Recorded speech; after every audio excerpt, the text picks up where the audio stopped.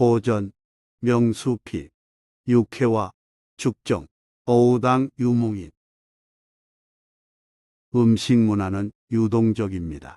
역사를 살펴보면 문화권마다 먹는 음식에 차이가 있지만 세월이 흐르면서 이웃나라에 전해지거나 응용되어 변하거나 새로운 음식이 생겼습니다. 그렇기에 어디에서 시작됐는지 그 유래를 찾기 힘든 경우가 은근히 많고 원조보다 다른 나라에서 더 인기 높은 음식도 많습니다. 조선 중기 문신 유목인이 기록한 다음 내용은 그런 면모를 잘 보여주는 흥미로운 일화입니다. 지난번 임진왜란 때 왜군에 대항하고자 중국 군사 10만 명이 오랫동안 우리나라에 주둔했는데 그들은 조선에서 지내면서 우리 풍속이 저들과 다른 경우를 보면 곧잘 비웃곤 했습니다. 예컨대 우리나라 사람이 짐승의 살은 물론 간, 천엽, 염통 따위를 회로 잘 먹는 모습을 보고 중국인들은 더럽다며 모두 침을 뱉었습니다. 그에 대해 우리나라 한 선비가 말했습니다. 논어에 보면 공자께서는 가늘게 썬 회를 싫어하지 않았다라고 적혀 있고 그 주석에도 짐승과 물고기의 날고기를 썰어서 회를 만들었다고 했소. 공자께서도 일찍이 좋아한 음식인데 어찌 그대의 말이 그렇게 지나친가? 중국인이 대답했습니다. 소의 밥통이나 천엽은 모두 더러운 것을 감싼 부위인데 그것을 회쳐서 먹는다니 어찌 뱃속이 편안하겠는가? 중국인은 또 조선인이 고기 깬 것을 구워 먹으면서 그 피를 빨아먹는 모습을 보고는 빼앗아 땅바닥에 동댕이 치면서 욕했습니다. 중국인은 잘 익은 고기가 아니면 먹지 않는다. 고기에 피가 그대로 붙어 있다면 오랑캐의 음식이다. 그에 대해 조선 선비가 응대했습니다. 회든 구운 음식이든 모두 옛사람들이 좋아한 음식이오. 고서에도 많이 보이니 어찌 탓할 수 있겠는가? 중국인들의 방자한 언행은 그뿐만 아니었습니다.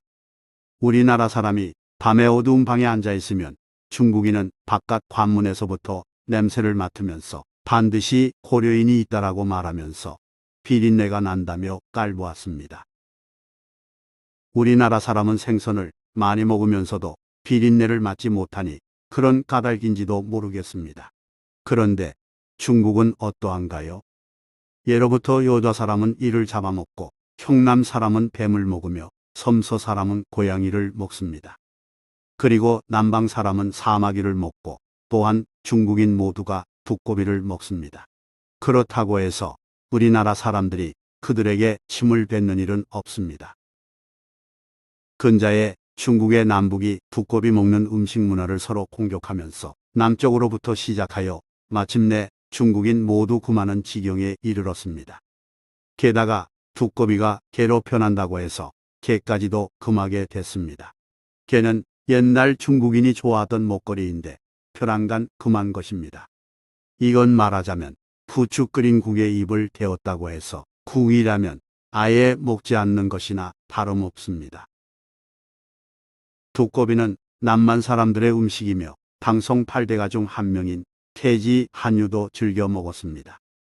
당나라 문장가 유종원은 이를 놀려서 사마귀 또한 옛사람들이 꺼렸는데 어떻게 하여 중국에 들어왔을까?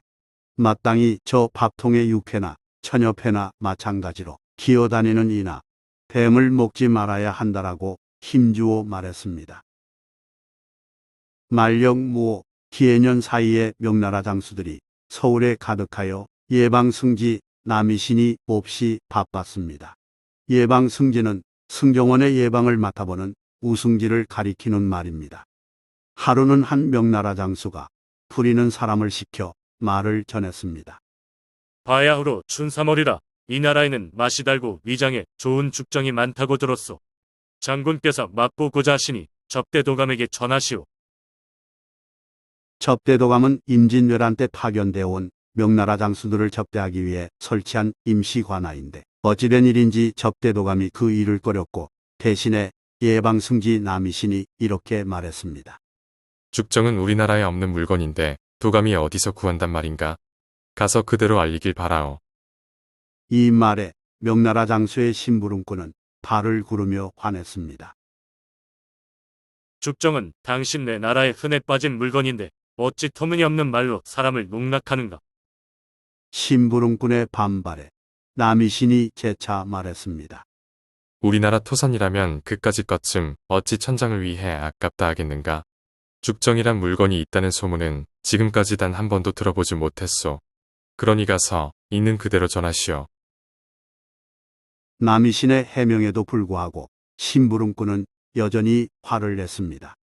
시장 바닥에 나가면 죽정이 흔하고 흔하건만 당신은 계속 나를 놀릴 셈이오. 그렇다면 어찌 그것을 내게 가져다 보이지 않는가. 남이신의 말에 심부름꾼은 잠깐 멈칫하더니 재빨리 밖으로 달려나갔고 오래지 않아서 손에 한가득 물건을 들고 돌아왔습니다. 보시오. 이게 죽정이 아니면 뭐요? 남이신이 가만히 들여다보니 그건 바로 진압이었습니다. 진압은 길쭉한 맛조개를 이르는 한자어이며 남이신이 말했습니다. 허허, 우리나라에서는 이것을 조개라고 부른다오.